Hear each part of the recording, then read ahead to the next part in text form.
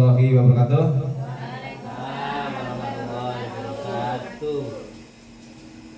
Alhamdulillahirrahmanirrahim. Wassalatu wassalamu ala asyrofil mursalin wa ala alihi washabihi ajma'in. Amma ba'du. Yang saya hormati Ibu Wakil Kepala Sekolah Bidang Siswaan Bu Maria. Yang saya hormati Bapak Ibu Guru, rekan teman-teman seperjuangan yang saya hormati pula dan saya banggakan. Marilah kita panjatkan puji syukur kepada Allah Subhanahu wa taala, Tuhan Yang Maha Esa, di mana telah memberikan nikmat begitu banyak, nikmat sehat terutama, sehingga kita dapat berkumpul dalam acara pengibasan penerapan budaya positif di sekolah. Ya, bersama saya Saiful Arifin dan Ibu Eci Sutarsi akan sedikit memberikan, bukan maksud menggurui ya Bapak Ibu ya, tapi kita belajar bersama hasil dari pengibasan kami kemarin.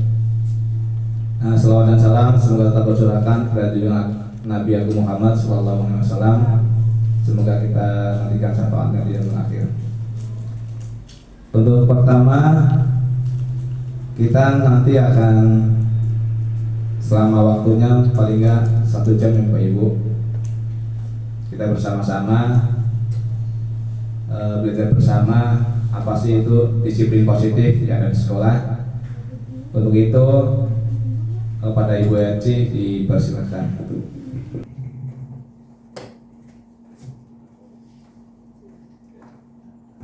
Assalamualaikum warahmatullahi wabarakatuh.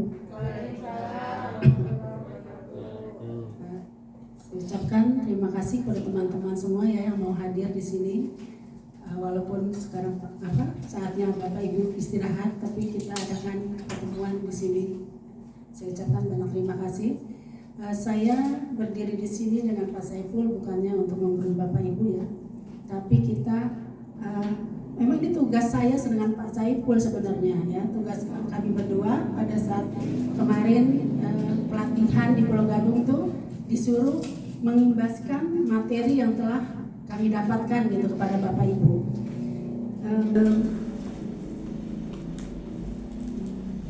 Sebelumnya kita bisa istirahat dulu deh, Bapak Ibu. Ya nggak tegang, masih. Sebenarnya kami nggak tegang sih. Berdiri nggak Pak Ci? Oke. Ya, tangannya satu ke atas, satu ke samping. Apa ini ke atas ke samping? Oh salah. Ya, tangan. Oh ini makanan. Kanan ke atas. Jangan ke atas. Saya sedikitnya begini Bapak Ibu. Nanti pada saat saya menyebut nama Lala, tangkap tangan temannya. Jadi judul SBK-nya adalah menangkap Lala. Lala. Saya bilang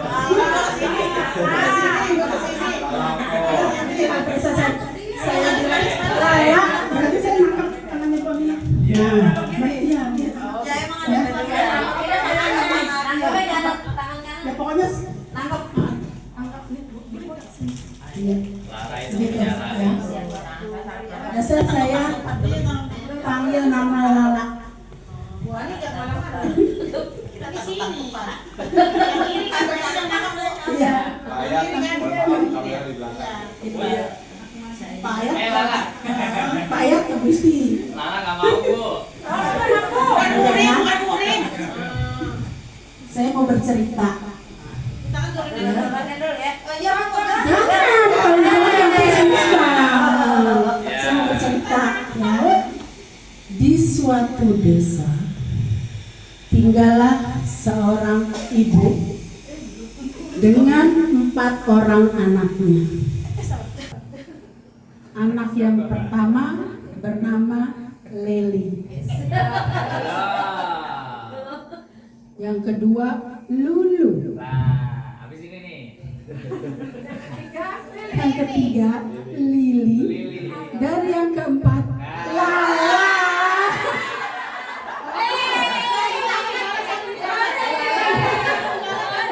Tangkap Lalanya. Biar semangat, tepuk tangan dulu dong. Silakan duduk Bapak Ibu. tangkap palanya nggak usah jauh-jauh. Ada kan kayak duduk sono. Ingat jauh. Ada lala. Mang ada lele aja. Ada lele. Sakit perut. Kita lanjutkan Bapak Ibu ya. Ya. Untuk pembahasan kali ini adalah tentang budaya positif yang ada di sekolah. Yang akan dibahas pertama adalah perubahan paradigma belajar. Kemudian disiplin positif, kebutuhan dasar manusia. Yang keempat, motivasi perilaku manusia. Yang kelima, posisi kontrol restitusi. Keenam, keyakinan kelas. Dan 7, segitiga restitusi. Dari ketujuh materi ini, Bapak Ibu yang mana yang sekiranya baru mendengar bahasa itu, kata-kata itu? Segitiga restitusi. Apa sih segitiga restitusi? Itu kan ya? Posisi kontrol. Jangan salah ya, posisi kontrol restitusi. Berarti restitusi itu ya yang belum paham ya? Ya. Jangan. Segitiga restitusi. Memang ini nanti yang akan kita lakukan atau yang nantinya akan menjadi budaya positif di sekolah kita. Segitiga restitusi. Pada waktu kita masih sekolah dulu Bapak Ibu, masih ingat kan ya? Mungkin guru setiap kali menginginkan sesuatu kepada kita, dalam artian kita ingin disiplin, pasti dia akan bagaimana cara, masih ingat nggak?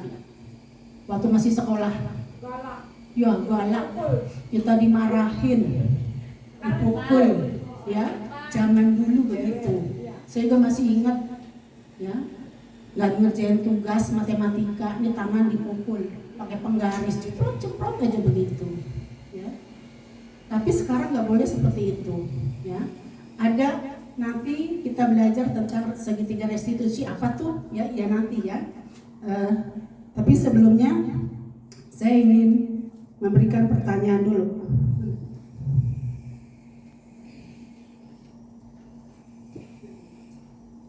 Nah, ini, apakah Bapak atau Ibu setuju bila pemberian hukuman dapat mendisiplinkan siswa? Kita menghukum siswa itu berarti siswa bisa disiplin. Setuju tidak? Tidak. Kemudian pemberian hadiah dapat meningkatkan prestasi siswa. Setuju tidak? Setuju. Dimotivasi. Ya, ada yang setuju, ada yang enggak ya. Kemudian guru harus mampu memberikan solusi bagi siswa yang bermasalah. Ya, harus ya. Kemudian guru berperan sebagai teman siswa. Harus. Itu ya. Ada lagi ini permainan. Coba buka tebak. Saya minta siapa ya? Bu Dini deh, coba deh. Bu Dini coba. Jangan buka. Sama siapa ya, Pak Ayat?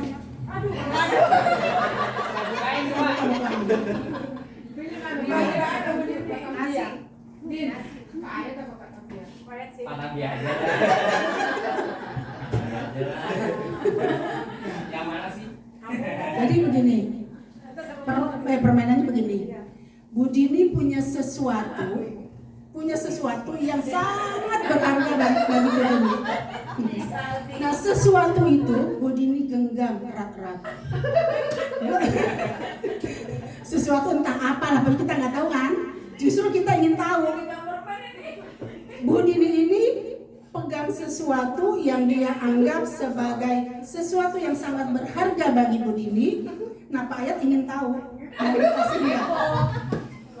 Pak Ayat boleh merayu seperti apa saja. Rayu Bu Dini. Sampai Bu Dini mau mengatakan apa sih yang ditutup ini. Terserah Pak Ayat, caranya gimana? Ya terserah ya Pak Ayat. Dirayu.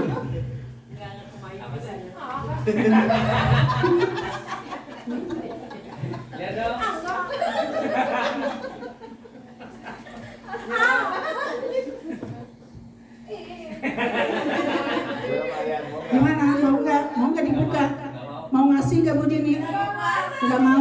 Kenapa nggak mau ngasih? Apa Bu Dini? Itu rahasia saya. Tapi Pak Ayat pengen sama saya. Pengen, teman pengen. Kan nggak mau ngasih Pak Ayat ya? Ya sudah. Lagi terima kasih. Nggak mau.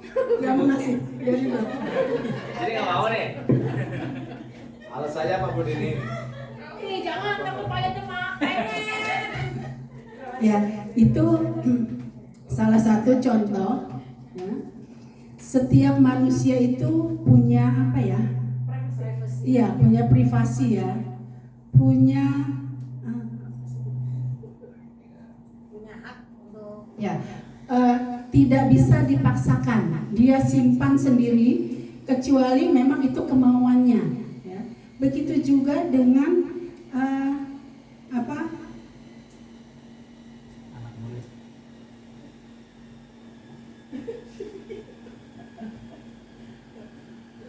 Ya.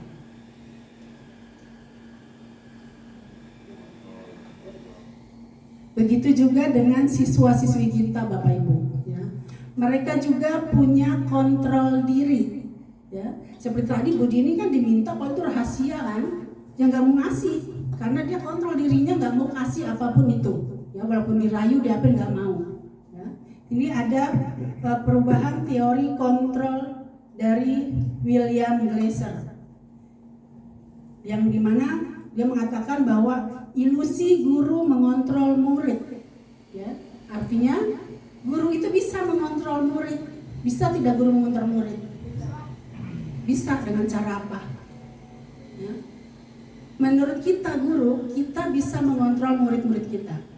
Padahal seperti tadi, ya, pada saat dia tidak mau memberikan apa yang kita minta, ya kita nggak bisa, ya, kita nggak bisa ambil yang dia punya. Kita nggak bisa tahu apa yang dia punya. Ya. Kemudian ilusi bahwa semua penguatan positif efektif dan bermanfaat. Kita punya penguatan positif apa gitu, itu semua bisa bermanfaat. Kemudian ilusi bahwa kritik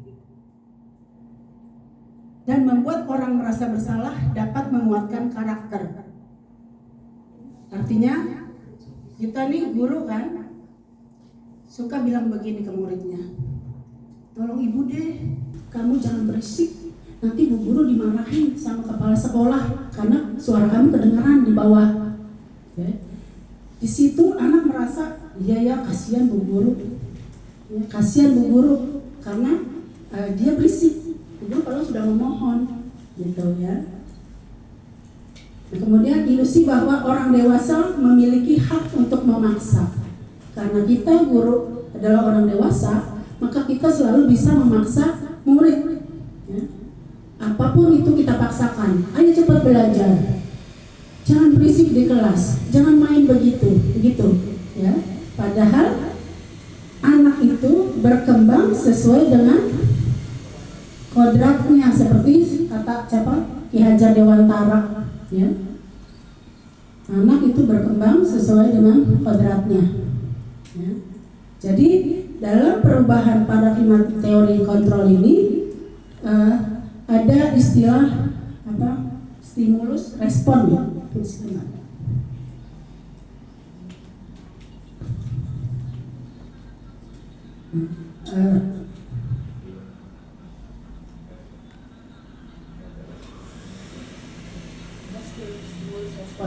Ya, sekarang saya mau kasih aja mengenai disiplin. Ya, disiplin berasal dari bahasa Latinnya disciplina yang artinya belajar. Dan makna asal dari kata ini berkonotasi dengan disiplin diri dari murid-murid Socrates dan Plato. Disiplin diri ini membuat orang menggali potensinya menuju sebuah tujuan apa yang dia hargai. Nah, di negara kita, ya, di budaya negara kita, disiplin ini berubah menjadi sesuatu yang dilakukan seseorang pada orang lain untuk mendapatkan kepatuhan. Ya. Kecenderungan umum adalah menghubungkan kata disiplin dengan ketidaknyamanan, bukan dengan apa yang kita hargai atau pencapaian suatu tujuan mulia.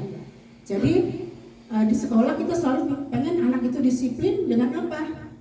Kita beri peraturan, ya. mereka harus menuruti aturan sekolah yang yang sepertinya agak memaksa gitu ya.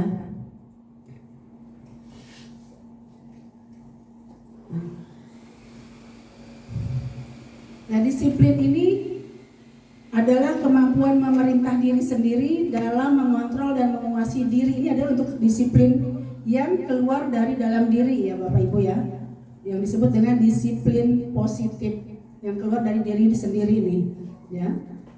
Kemampuan memerintah diri sendiri dalam mengontrol dan menguasai diri untuk memilih tindakan yang mengacu pada nilai-nilai yang kita hargai dengan penuh tanggung jawab tanpa terperintah orang lain. Nah, yang kita harapkan pada anak didik kita semua juga mempunyai disiplin yang positif, bukan karena paksaan dari kita. Nilai-nilai yang kita hargai adalah nilai kebajikan atau sifat positif manusia yang merupakan tujuan mulia yang ingin dicapai setiap individu, yaitu nilai-nilai profil pelajar Pancasila. Ada berapa tuh Bapak Ibu? Ada 6. Masih ingat ya apa aja ya? 1 apa? Berketuhanan, ya, beriman dan bertakwa. Terus apa lagi? Ya, bertakwa. Ya, berakhlak mulia. Ada lagunya kan ya? Bisa nyanyinya enggak Bu? Coba kita nyanyiin yuk, biar enggak lupa. Yuk mulai ya, 1, 2, 3. Ya. Beriman dan bertakwa pada Tuhan Yang Esa dan berakhlak mulia, berkebinekaan global, gotong royong mandiri, kreatif dan bernalar kritis. Nah itu yang diinginkan sekolah kita sekarang ini adalah siswa-siswa yang mempunyai profil pelajar Pancasila ya, jadi mempunyai disiplin positif. Ini ya, yang dimaksud dengan disiplin positif adalah disiplin yang merupakan pendekatan anak untuk melakukan kontrol diri dan pembentukan kepercayaan diri, berbeda dengan hukuman. Meskipun disiplin sering diterapkan dengan menggunakan teknik hukuman ya. Itu zaman dulu sekolah kita begitu, anak supaya disiplin dihukum kalau dia melanggar kedisiplinan. Nah, tetapi untuk hukuman kadang tidak sesuai dengan kesalahan yang mereka buat. Misalnya apa? Misalnya waktu coba, kalau ada anak yang tidak pakai seragam dengan bis dulu katanya. Nah, lanjut nanti. Sebelum hukuman ini ada kuis dulu ya. Perbedaan hukuman dengan penghargaan. Hukuman, sanksi, dan konsekuensi. Coba kita main dulu ya Ibu ya. Kita main kuisis. Iya, jadi silakan Bapak Ibu buka HP-nya.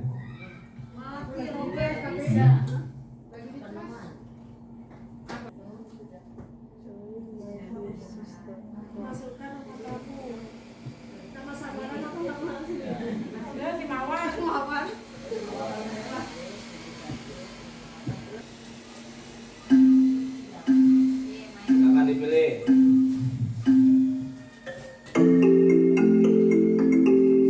Di situ ada pertanyaan di HP-nya Bapak Ibu. Pertanyaannya di iya, itu sinyal. Di situ ada pertanyaan di HP Bapak Ibu ya.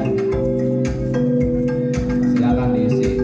Di situ tadi Bapak Ibu sudah mengerjakan apa sih itu hukuman, apakah itu sanksi ya Bapak Ibu ya. Dan jawabannya pasti sudah tahu karena di situ sudah tahu. Mencatat 100 kali di dalam buku kalimat, saya tidak akan terlambat lagi, itu termasuk apa itu?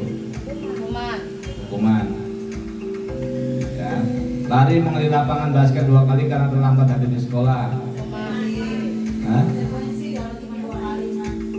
Hukuman apa konsekuensi? Tadi jawabannya apa?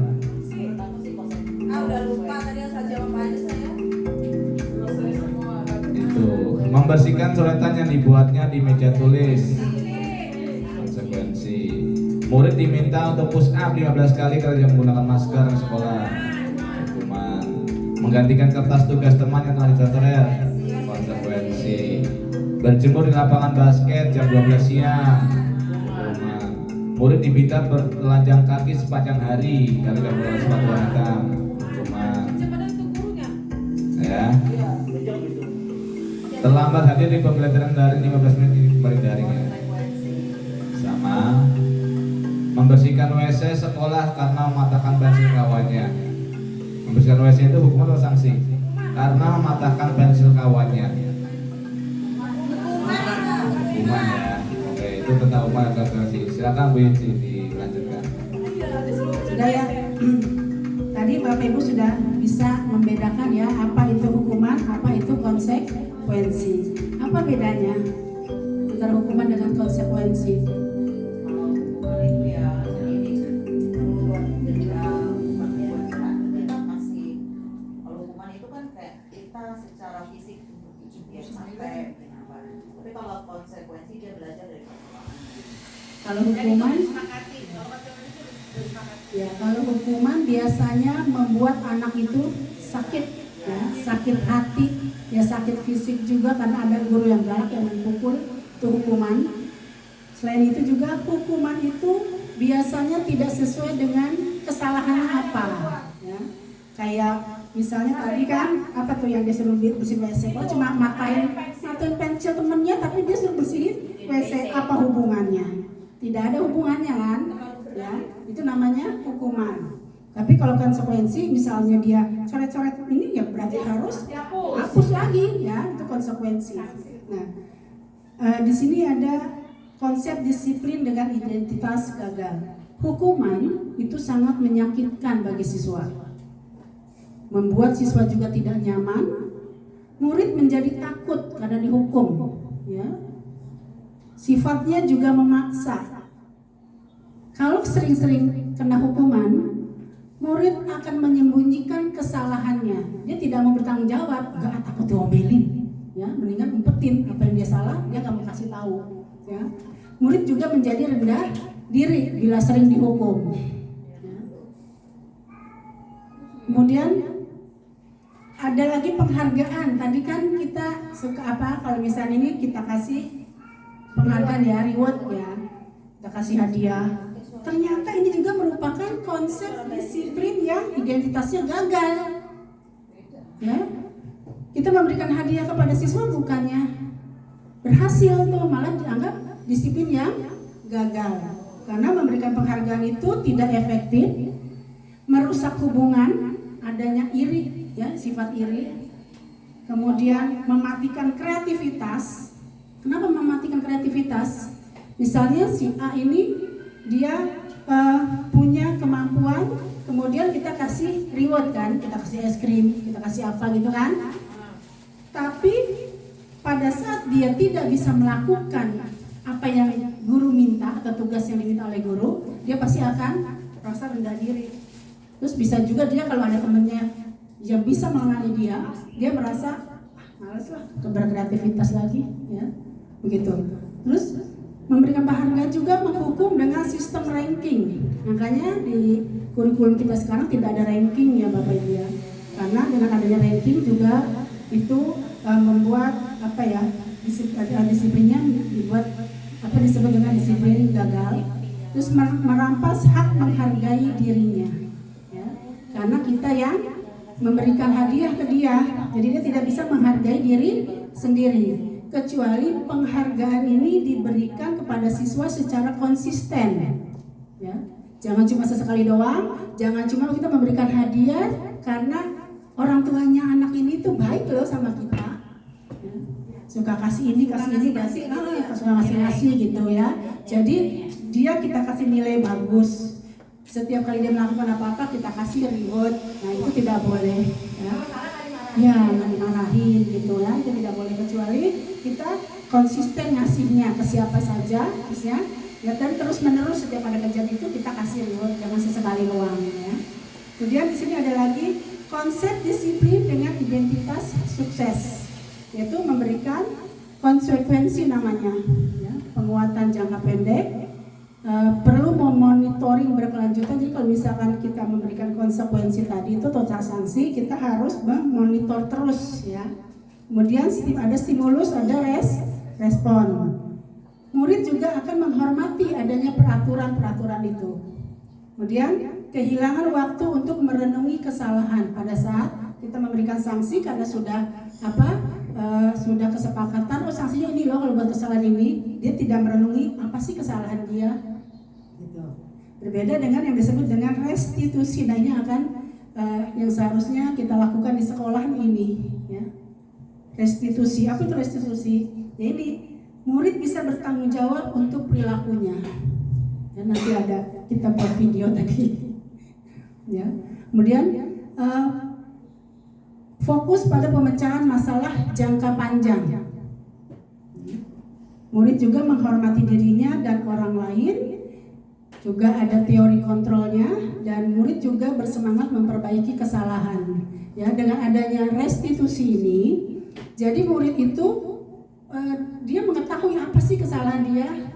Artinya nanti dia pun harus bisa memperbaiki kesalahan itu, gitu. Dia bisa mencari solusi untuk memperbaiki kesalahan itu, bukan guru yang meminta, ya, bukan guru yang meminta, tapi dia sendiri yang akan mencari apa sih kesalahannya, kemudian berarti dia harus bagaimana nih, gitu, apa yang harus dia lakukan, seperti itu. Nah ini ada contohnya, ya, yang disebut dengan identitas gagal itu adalah hukuman. Murid atau anak belajar menyembunyikan kesalahan. Kalau konsekuensi, murid belajar taat pada peraturan. Kalau dengan restitusi, murid belajar memecahkan masalahnya. Kemudian yang kedua, murid mencoba mengontrol anak dengan penguatan negatif, ya. Kalau hukuman itu berarti mencoba mengontrol anak dengan penguatan negatif. Kalau konsekuensi, mencoba mengontrol anak dengan penguatan positif. Kalau dengan restitusi, anak akan paham bahwa dirinya sendiri yang pegang kendali kontrol, ya, karena dia nanti yang mencari solusi pemecahan masalahnya.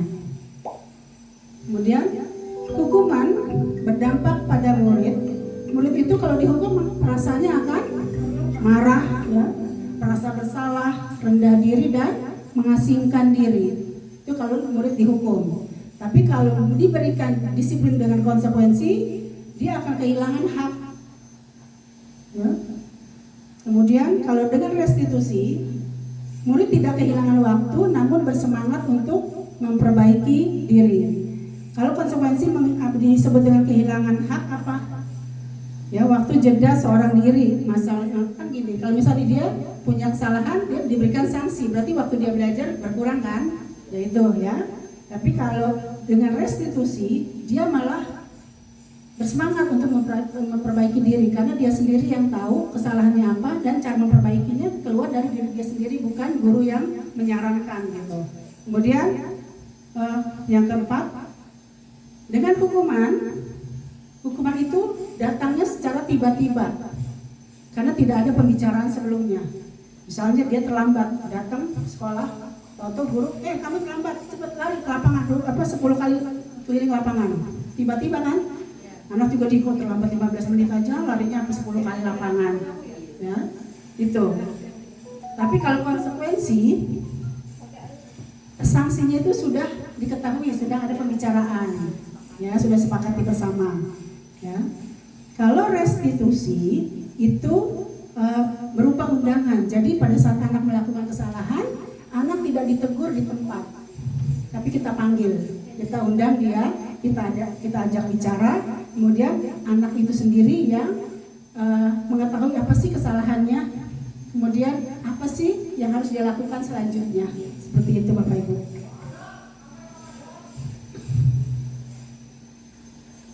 Nah ini ya, selanjutnya konsep disiplin dengan pendekatan restitusi, ya, atau cara menanamkan disiplin positif pada murid. Ya, pengertian restitusi di sini adalah proses menciptakan kondisi tradisi bagi murid untuk memperbaiki kesalahan mereka sehingga mereka bisa kembali pada kelompok mereka dengan karakter yang lebih kuat. Ciri-ciri restitusi itu adalah bukan menebus kesalahan, ya, namun belajar dari kesalahan dan memperbaiki hubungan. Restitusi merupakan tawaran, bukan paksaan. Ya. Dia juga menuntun untuk melihat ke dalam diri, apa sih kesalahan dia, sehingga dia dipanggil sama guru. Ya.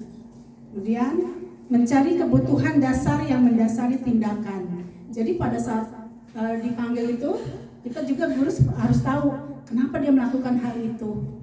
Nanti itu akan dipaparkan oleh Pak Saiful ya, tentang kebutuhan dasar manusia. Ya.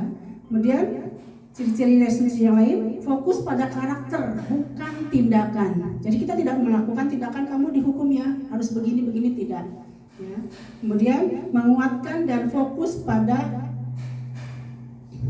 solusinya. Ya. Jadi solusinya yang mencari murid sendiri, bukan kita guru yang mencarikan solusi dari kesalahan itu.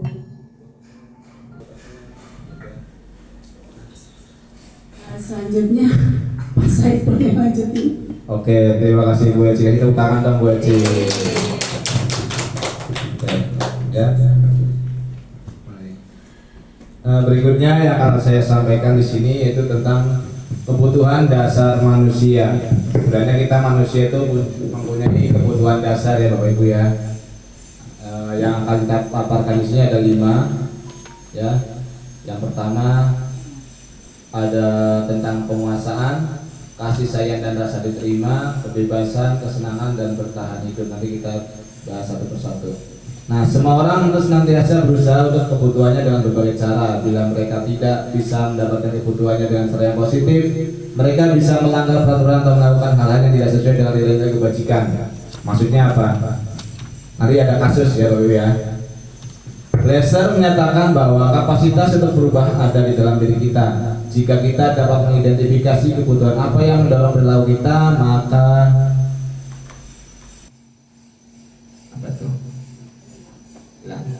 maka perubahan perilaku positif dapat dimulai dengan mencari solusi untuk memenuhi kebutuhan tertentu dengan cara yang positif. Sebelum kita masuk, kita ada kasus ya di sini ya Bapak ya. Nah, kasus Ibu Ria, guru kelas 6 di SD Permai, sedang bingung menghadapi ulah salah satu murid bernama Agus. Karena ada beberapa anak yang datang dan mengeluhkan bahwa Agus sering meminta bekal makan siang mereka dengan paksa. Jika Bapak Ibu menghadapi situasi seperti Ibu Ria, apa yang akan Bapak Ibu lakukan? Menurut Bapak Ibu, kira-kira apa alasan Agus yang melakukan hal itu? Bagaimana Bapak Ibu? Ada yang mau berpendapat? Bu Puji? Agus melakukan hal itu karena kemungkinan orang tuanya itu tidak membawakan bekal ke sekolah, sehingga Agus sering memaksa temannya melakukan hal tersebut. Lalu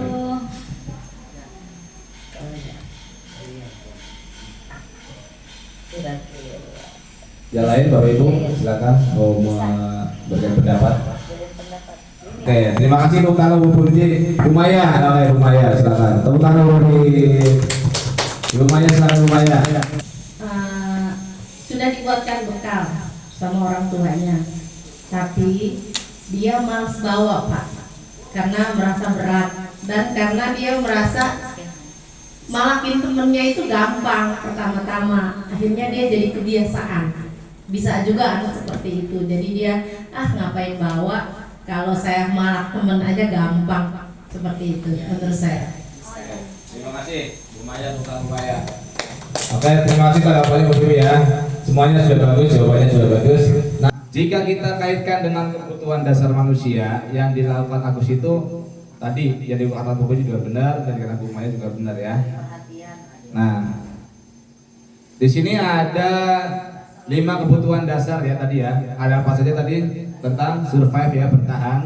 Kemudian yang kedua, love and belonging itu mencari kasih sayang ya, kasih sayang atau perhatian. Kemudian yang ketiga tentang kekuatan. Yang keempat dia bebas. Yang kelima itu fun. Nah, jika dikaitkan dengan kebutuhan dasar manusia, yang pertama itu kemungkinan yang pertama itu Agus lapar dan orang tuanya tidak membawakan bekal makan siang. Dia ingin bertahan hidup, pengen makan tapi gak dikasih bekal, makanya dia minta bekal sama temennya. Dia punya kebutuhan dasar seperti itu. Yang kemudian yang kedua, teman Agus jadi perhatian Agus. Nah, mungkin dengan Agus meminta bekal, dia jadi perhatian sama temennya, kan diperhatiin terus. Agus ya ini, maksudnya dia Agus itu butuh perhatian di teman-temannya gitu. Jadi dia bikin ulah, minta bekal ke teman-temannya. Kemudian yang ketiga, karena Agus di sini merasa hebat ya, karena temannya jadi takut dan menuruti keinginannya. Dia punya kebutuhan dasar bahwa dia ingin menunjukkan bahwa dia punya kekuatan ya. Ya, kekuatan pengen ditakutin teman-temannya ya. Kemudian apa-apa yang dituruti mau. Kemudian yang keempat, kebutuhannya dia kebebasan. Agus merasa bosan dengan bekal yang dibawakan orang tuanya karena selalu bekal yang sama. Karena Agus punya rasa butuh, saya pengen hari ini menunya ini, nggak punya, jadi dia minta ke teman-temannya. Itu kebutuhan dasar yang keempat. Kemudian dia merasa iseng dan dia menikmati ekspresi wajah temannya yang kesel. Nah, dia merasa senang si Agusnya karena temannya kesel. Ore ya. Gemes kan. Contoh nih. Nah, ini jika dikaitkan dengan kebutuhan dasar manusia. Jadi tidak ada salahnya ya bahwa kita bisa menjudge anak itu tidak hanya dari satu sisinya, jadi banyak sisi. Nah, yang kita bahas berikutnya itu tentang teori motivasi kebutuhan manusia. Motivasi. Apa itu motivasi? Dorongan. Kemudian apalagi? Intinya dorongan lah ya. Baik dari dalam maupun dari luar, internal dan eksternal. Nah, motivasi ini salah satunya itu untuk menghindari ketidaknyamanan atau hukuman.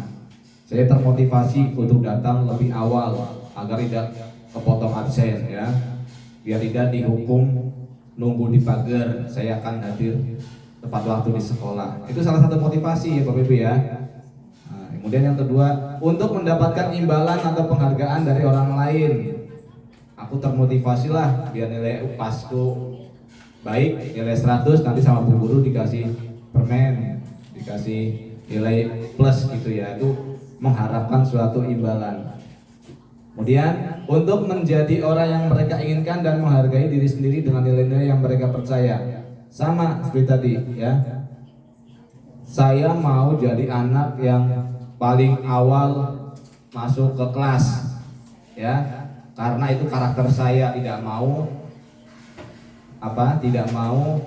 memalukan diri sendiri dan keluarga ya. Saya pengen jadi anak yang disiplin karena dia menghargai dirinya sendiri, tidak ingin jadi perhatian orang lain gitu ya.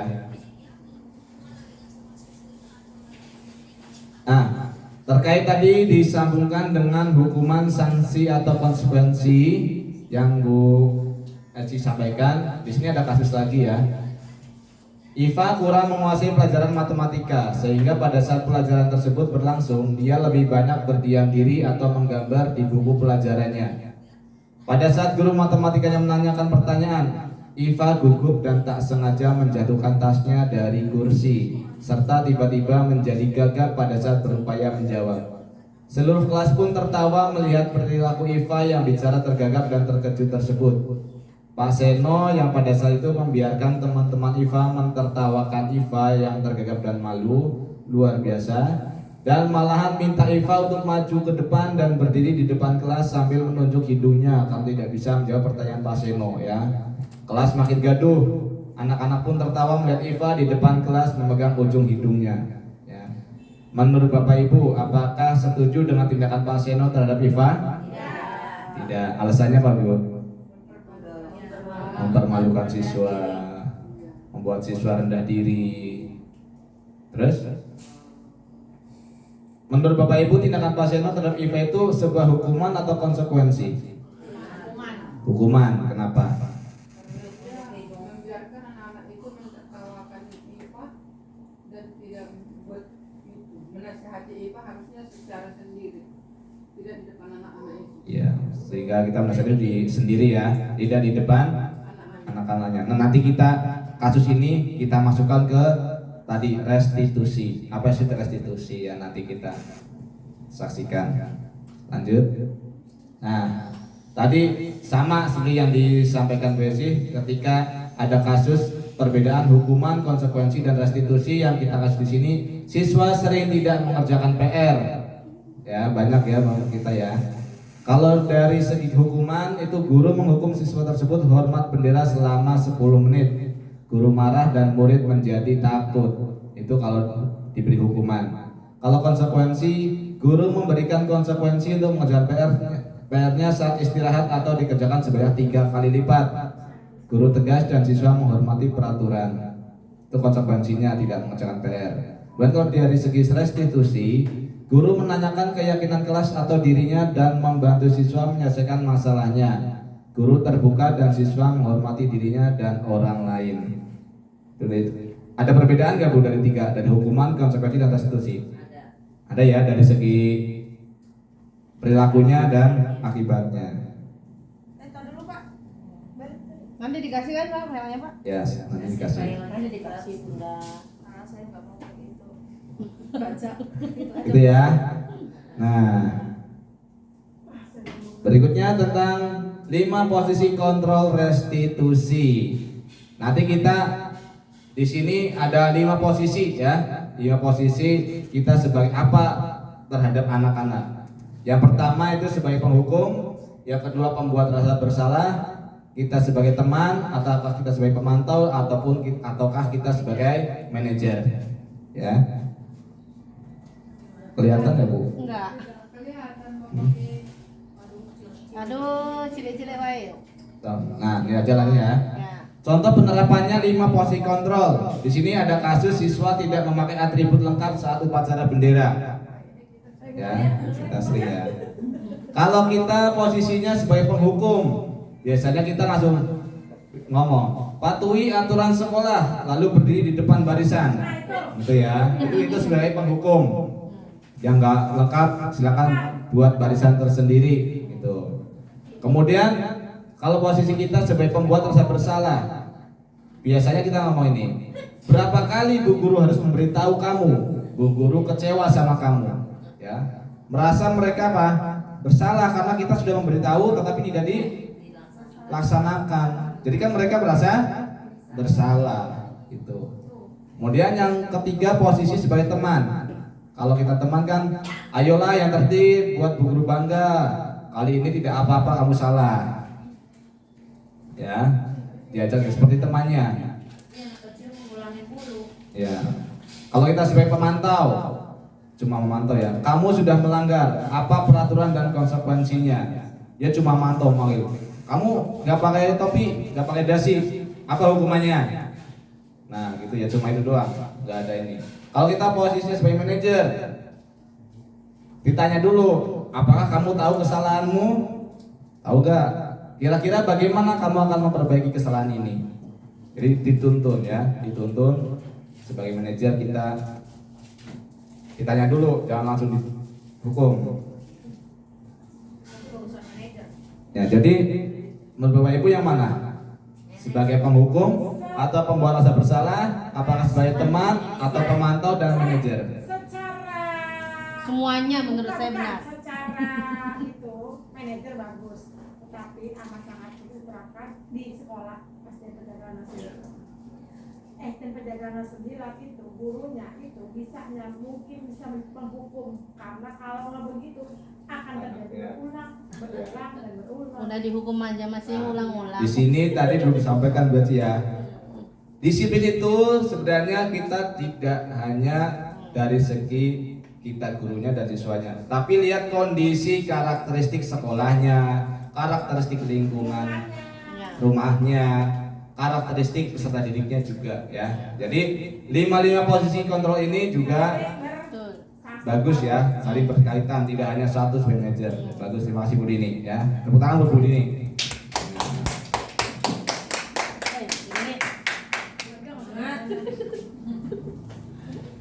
Semuanya kita harus jadi seperti itu. Oke, kita posisi kontrol ya. Kita lanjutkan ke keyakinan kelas. Ada saat dimana kita jadi pemantau. Mengapa keyakinan kelas bukan peraturan kelas? Bapak Ibu sudah bikin peraturan kelas belum? Sudah. Ada sudah ada yang belum? Oke, nanti kita peraturan kelas. Ya. Apa bedanya keyakinan dan peraturan? Bedanya apa? Harus yang udah bikin. Contohnya salah satu apa? Peraturan contohnya. Saat istirahat anak tidak boleh berada di kelas, harus di luar. Yang lain? Gak apa-apa kan, masing-masing peraturan kelas masing-masing beda, gak apa-apa. Iya, kan berarti udah bikin semua ya. Nah, mengapa kita memiliki peraturan tentang penggunaan helm pada saat mengendarai kendaraan motor? Ya, biar aman, biar nyaman, selamat, gitu ya. Mengapa kita memiliki peraturan tentang penggunaan masker dan mencuci tangan setiap saat ketika COVID kemarin? Peraturannya itu biar apa?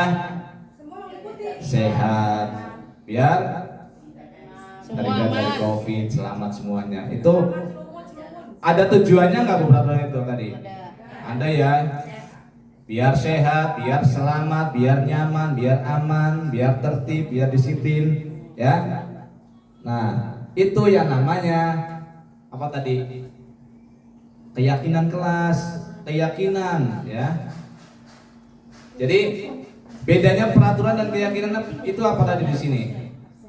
Yang pertama itu lebih abstrak dari peraturan.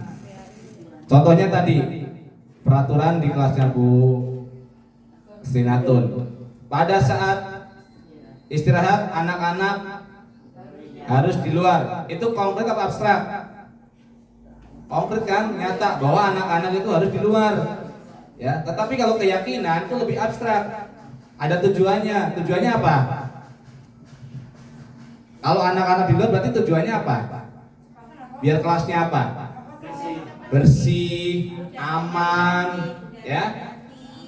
Jadi itu salah satu tujuan keyakinan, membuat kelas itu jadi sehat. Itu namanya keyakinan. Diberikan keyakinan dulu anak-anak bahwa kalau kalian berada di luar kelas saat istirahat, kelas kita jadi bersih, jadi aman. Itu namanya keyakinan. Ya, jadi beda dengan peraturan. Berupa pernyataan universal tadi. Buat kelas menjadi sehat. Lebih universal kan daripada peraturan. Nah, sehat itu lebih dijabarkan lagi apa saja, ya. Lebih kelas kita menjadi aman, berarti lebih nyaman, ya. Lebih universal. Nyamannya itu dijabarkan apa saja peraturannya.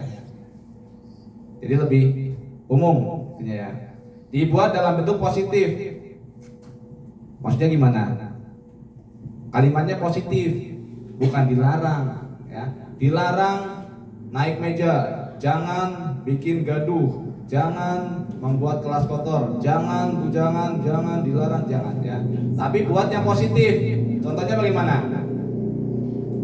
Ya, buanglah sampah di tempatnya. Jadi kalimatnya itu positif, jangan yang negatif. Buanglah sampah pada tempatnya, ya. Pakailah masker dengan baik dan benar. Cucilah tangan sebelum makan. Jadi dengan kalimat yang positif. Kemudian bikinnya sedikit saja agar mudah diingat. Jangan terlalu bertele-tele, kalimatnya panjang lebar kemana-mana tapi tidak dilaksanakan. Ya, buatlah keyakinan. Kalimatnya jelas. Kelas kita akan jadi apa? Aman, sehat, lingkungan tertib, disiplin, gitu aja. Ya, itu namanya keyakinan. Sesuai dengan kondisi kelas dan sekolah agar mudah diterapkan. Nah, tadi kondisi kelasnya bagaimana? Apakah kalau kondisi kelasnya keramiknya baru dipel, baru bersih, boleh ya. Lepas sandal di depan kelas, lepas sepatu, alas kaki, boleh ya. Semua warga kelas dilibatkan saat membuat. Nah, di sini Bapak Ibu, untuk membuat keyakinan ataupun peraturan kelas itu semua siswa dilibatkan. Jangan sampai ini hanya keinginan gurunya saja, keinginan salah satu siswa. Ya, jadi semuanya disepakati bersama-sama. Jangan sampai anaknya pengen ini, gurunya kekeh pengen, oh enggak, Pak Guru pengen ini, ya. Bukan namanya kesepakatan kelas. Ya, itu makanya dibuat keyakinan bersama-sama, ya, disepakati. Ini namanya kesepakatan, tapi disepakati ya, kok ya. Bukan Pak, saya baru dengar namanya keyakinan kelas. Yang saya dengar biasanya ada tulisannya itu kesepakatan kelas. Ya. Coba bedanya kesepakatan kelas dan keyakinan kelas apa? Iya, kesepakatan kelas itu kan dibuat bersama-sama antara guru dengan muridnya. Maksudnya istilahnya gitu ya. Yang biasanya saya dengarnya kesepakatan kelas, bukan keyakinan kelas. Ya, ada yang mau jawab? Itu ya. Sama seperti saya kemarin, yang saya dengar dari kemarin itu kesepakatan kelas. Nah, sekarang diganti jadi keyakinan kelas. Oh, alasannya apa diganti keyakinan kelas? Alasannya apa? Tadi ya, kalau kesepakatan kelas kan itu bentuknya apa ya? Sepakat, tapi tidak meyakinkan. Kurang yakin. Kurang yakin. Nah, di sini ditekankan untuk keyakinan kelas. Keyakinan kelas kan kita di sini kan biar siswa belajar dengan apa? Nyaman, selamat, nyaman itu kan, bersih, disiplin itu kan. Nah, itu diberi keyakinan dulu kelasnya. Jangan langsung kesepakatan, kamu nggak boleh bawa HP, ya. Selama di sekolah tidak bawa HP, itu kesepakatan benar, kesepakatan kelas benar. Cuma kan tidak ada keyakinan di situ apa? Tidak dibentuk keyakinan. Alasannya apa sih, Bu Guru? Jadi istilahnya ganti. Istilahnya diganti, bukan kesepakatan lagi. Kesepakatan itu kan bisa lebih apa tuh? Lebih umum, lebih khusus, lebih khusus. Kalau keyakinan berarti udah terpatri. Iya, jadi kita bikin keyakinan dulu. Oh, kelasnya Bu Ida kelas 1 pengen kelasnya nyaman. Ya udah dibuat aja rangkaiannya apa. Ya, nanti kita bukain aja Bu Eci. Tapi tetap dibuatnya bareng-bareng anak kan, Pak? Iya, bersama-sama dengan anak. Ya, kemarin kan Bu Eci di PMM-nya itu udah keyakinan kelas itu ya. Itu lanjut ya. Lanjut. Nah, latar belakangnya mungkin sama dengan tolak ukurnya, itu mewujudkan kelas yang aman, nyaman, dan menyenangkan bagi murid dalam belajar, sehingga materi yang diajarkan lebih dimengerti dan dipahami oleh murid. Nah, itu tadi tujuannya. Tidak ada rasa paksaan, jadi murid itu nyaman, menyenangkan. Oh, udah selesai. Nah,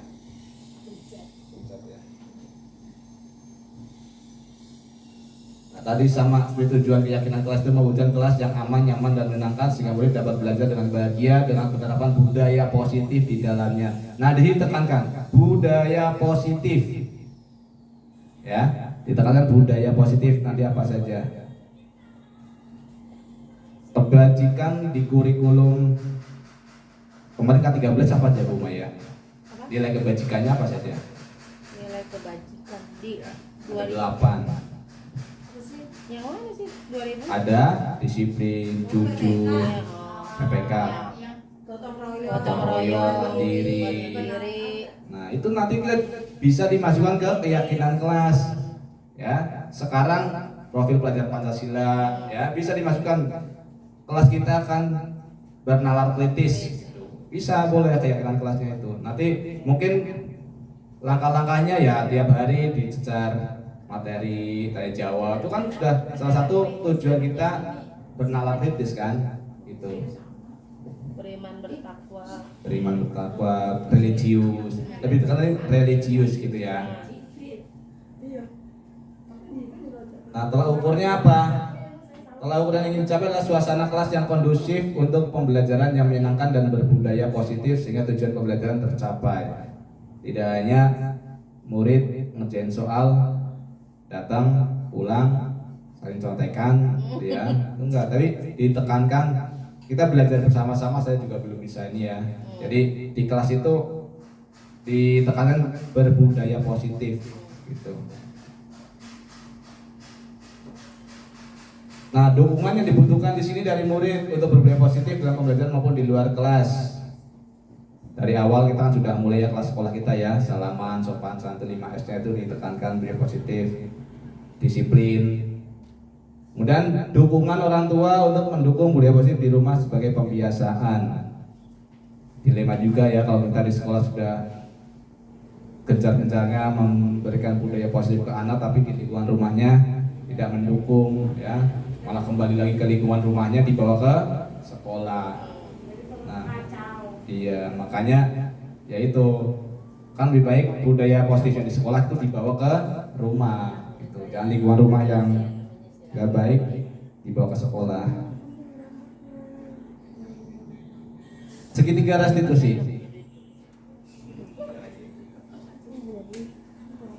Restitusi, ya, ini ada segitiga restitusi. Itu adalah proses menciptakan kondisi bagi peserta didik untuk memperbaiki kesalahan mereka sehingga mereka bisa kembali pada kelompok mereka dengan karakter yang lebih kuat. Apa sih maksudnya? Kalau dilihat dari 3 poin ini apa? Memperbaiki kesalahan berarti siswa itu punya kesalahan, ya. Kemudian bisa kembali pada kelompok mereka berarti bisa diterima lagi oleh teman-temannya. Kemudian mempunyai karakter yang lebih kuat. Ketika dia mempunyai masalah kesalahan, kemudian kita gunakan restitusi, dia akan kembali dengan karakter yang lebih kuat. Ya, nanti kita lihat contohnya. Nah, di sini ada tiga tahap ya dalam restitusi itu, makanya disebut segitiga. Yang pertama itu menstabilkan identitas, Ibu Yeci, ya, menstabilkan identitas. Jadi menggunakan kalimat-kalimat seperti ini. Setiap orang pasti pernah melakukan kesalahan. Kamu bukan satu-satunya yang pernah melakukan hal ini. Itu fase menstabilkan identitas. Kemudian fase yang kedua yaitu validasi kebutuhan. Nah, ketika anak itu mempunyai kesalahan, lalu tanya, kamu tentu punya alasan mengapa melakukan hal itu. Jadi tanya dulu, adakah cara yang lebih efektif untuk mendapatkan apa yang kamu butuhkan? Kita semakin ke fase yang ketiga, yaitu menanyakan keyakinan. Nah, tadi kan di kelas kita sudah membuat keyakinan kelas. Kita kembalikan ke keyakinan kelas tadi. Nilai-nilai apa yang telah kamu sepakati di kelas kita tadi? Ya. Kamu ingin menjadi orang seperti apa? Diyakinkan lagi. Ya. Kita kan sudah buat keyakinan kelas, kenapa dilanggar, ya? Kalau kamu melakukan ini, kemudian apa yang kamu inginkan? Kalau kamu seperti ini, kamu akan jadi seperti apa? Gitu ya. Diyakinkan. Tuh. Ada pertanyaan tentang restitusi? Tidak ada. Oke, kalau nggak ada, kita lihat videonya ya. Ini contoh skenario bagaimana segitiga restitusi itu dilaksanakan. Ya, ini kasusnya yaitu ada siswa ketika kemarin ujian ulangan SAS, ya, ketahuan mencontek, ya. Kemudian sikap kita bagaimana ke anak tersebut? Ya, silakan dilihat.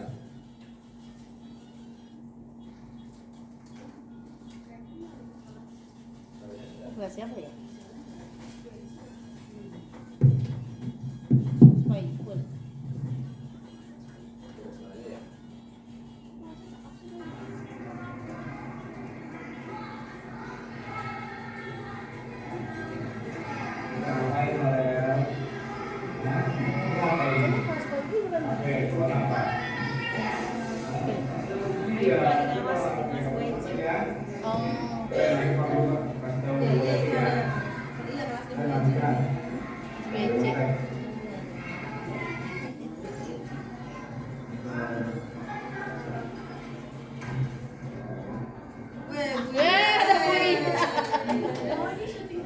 Ini kapan syutingnya?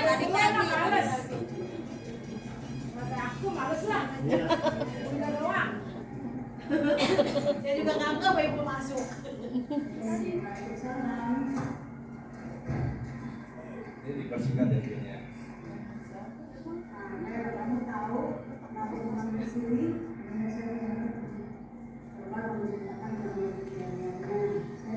Ini bohong apa benar? sesuai semuanya. tunjukkan identitas dulu ya. Identifikasi kasus. Berharap perlawanan begitu sulit dan saya ingin membawa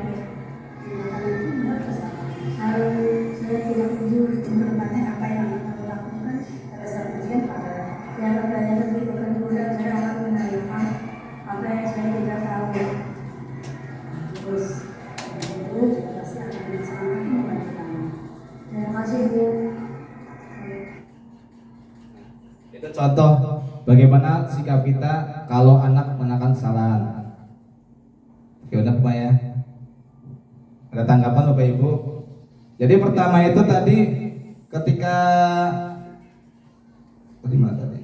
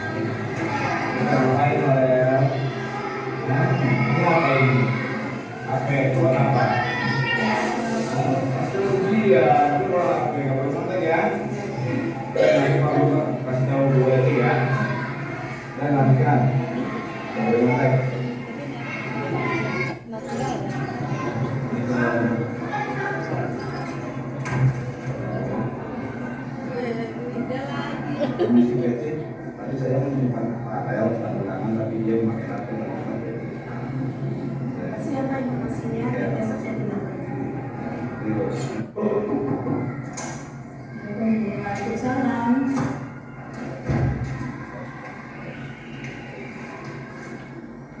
Kalau kamu tahu nanti kemarin ke sini, saya coba menceritakan kronologi kejadiannya.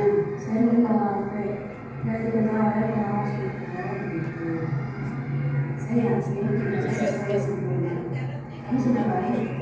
Kamu nanti bisa melakukan. Indonesia minta maaf. Ditanya dulu ya, mau apa alasannya apa.